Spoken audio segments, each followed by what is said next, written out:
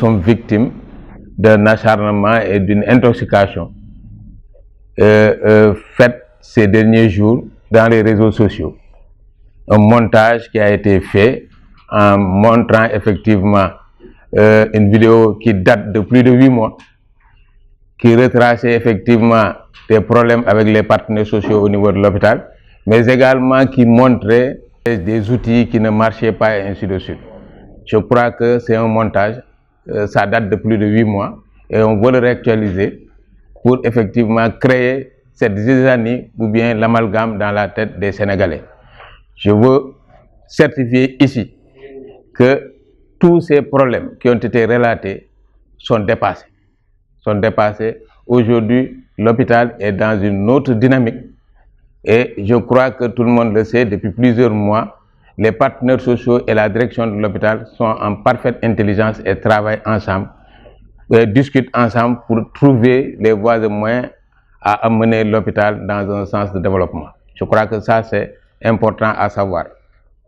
Aujourd'hui, cette vidéo est revenue, comme je l'ai dit tout à l'heure, je ne sais pas à quelle fin, si c'est des manipulations pour vraiment faire revenir ces tensions sociales, je ne sais pas. Également, si c'est des manipulations politiciennes, je ne sais pas. Tout est possible, il faut le dire.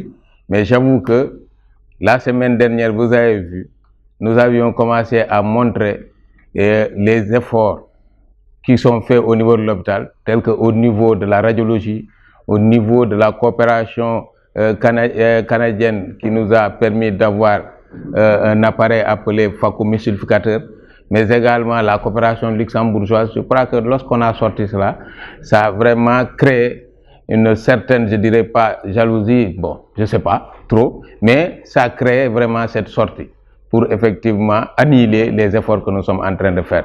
Mais je crois que tout le monde le sait, depuis 2015 que nous sommes là, avril 2015, tout le monde a remarqué les changements au niveau de l'hôpital. Et ça, je le prends un à un. Si vous, en rentrant à l'hôpital, vous avez vu les espaces qui ont été aménagés pour les usagers, pour les malades, c'est des places assises au niveau, à la porte de l'hôpital, au niveau de la maternité, mais aussi en face de la radiologie. Aujourd'hui, l'hôpital compte presque 300 à 400 places assises pour les usagers. Ça, c'est pour l'accueil des usagers. Mais également, le bureau des usagers a été installé au niveau de cet hôpital. Je crois également que ça permet aux usagers de venir dire ce qui marche et ce qui ne marche pas au niveau de ce bureau. Mais à côté de cela, sur le plan équipement, et on a fait énormément de choses. Vous voyez sur ce qu'on appelle la table numérique de radiologie. Cette table a été réinstallée et marche aujourd'hui à merveille, je l'ai dit la semaine dernière. Ça nous permet de faire tous les examens spéciaux sans problème. Mais également, à côté de cela, le ministère de la Santé nous a permis d'avoir une table conventionnelle qui nous permet de faire os-poumon.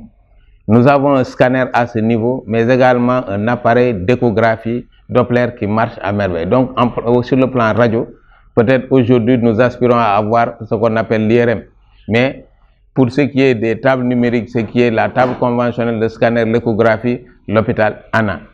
Et bien, même au niveau de la cardiologie, et ça me permet de parler aujourd'hui des pacemakers que nous faisons au niveau de la cardiologie. Il s'agit d'installer des piles cardiaques dans le cœur d'un patient. Ça n'existait pas à Saint-Louis, c'est avec nous que ça a commencé, grâce à notre coopération, grâce au ministère de la Santé qui nous a permis d'avoir ce qu'on appelle un amplificateur de brillance. Je pense que ça également, il faut le signaler. Mais à côté de cela, nous avons mis une quatrième salle opératoire qui fonctionne. Auparavant, c'était 3 salles opératoires qui fonctionnaient, mais aujourd'hui, nous sommes à 4 salles. Et récemment, vous avez vu la nouvelle technique que nous avons commencé au niveau de l'hôpital avec ce qu'on appelle la célioscopie. Et ça, c'est grâce à la première dame, Mme Marième Faye Sall, avec le ministère de la Santé, qui ont fait que l'hôpital a bénéficié de cette machine. Et aujourd'hui, nous sommes à notre 5e ou 6e patient par célioscopie. Je pense que c'est des innovations au niveau de l'hôpital. Mais également, vous savez très bien que quand on venait dans cet hôpital, on prenait l'hôpital, il n'y avait même pas d'autoclave pour stériliser, pour pouvoir faire des interventions chirurgicales. on faisait la stérilisation au niveau de Louga et on avait des lavandières. Aujourd'hui, l'hôpital compte 2 autoclaves de plus de 300 litres, 2 machines à laver, une repasseuse, un séchoir. Je pense que ça, c'est des choses à signaler. Quand on venait également dans cet hôpital, on avait vu auparavant qu'au niveau de la morgue, les corps allaient en décomposition parce que la morgue ne marchait pas. Grâce à la première dame, nous avons eu une armoire avec 6 tiroirs aujourd'hui qui marche à merveille. Donc il y a énormément de choses. Aujourd'hui, si je mettais à compter ce que nous avons fait, je pense qu'on allait passer la journée ici. Et pour vous dire que ça reste effectivement, mais on a fait énormément de choses. On a fait énormément de choses. Vous allez à la maternité, c'était une grande salle. Les femmes étaient là, elles accouchaient dans une grande salle, il n'y avait pas de séparation. Aujourd'hui, la maternité, c'est des box avec des tables d'accouchement toutes neuves que nous avons achetées. Quand on venait prendre cet hôpital, il n'y avait même pas de véhicule de liaison. Pour aller à une mission, que ce soit le directeur ou les chefs de service, on se mettait dans des 7 places pour aller. Aujourd'hui, grâce à l'État sénégalais, nous avons pu obtenir 2 véhicules de liaison, plus maintenant une ambulance. Donc nous avons 2 ambulances qui marchent correctement, plus 2 véhicules de liaison toutes neuves. Et ça me permet de parler des évacuations sanitaires. Je crois qu'il est important que la population sache qu'il y a évacuation sanitaire, il y a transfert.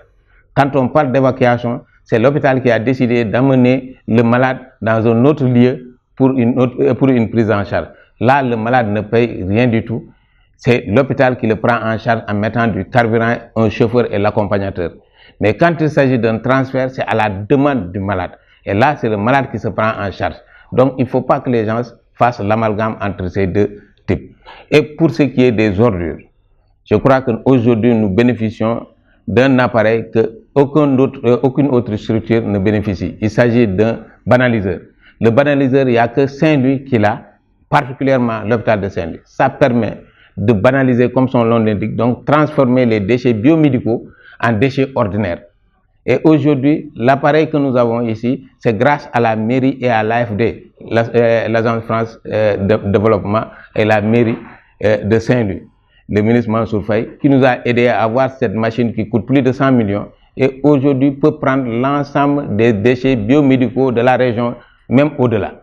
Donc pour vous dire qu'aujourd'hui, vraiment, l'hôpital de Saint-Louis est en train de se moderniser et relever son plateau technique. Et nous n'avons plus besoin quand même de retourner vers ces souvenirs qui font mal. Et je crois que ce n'est pas bien pour la population sénégalaise ni pour Saint-Louis.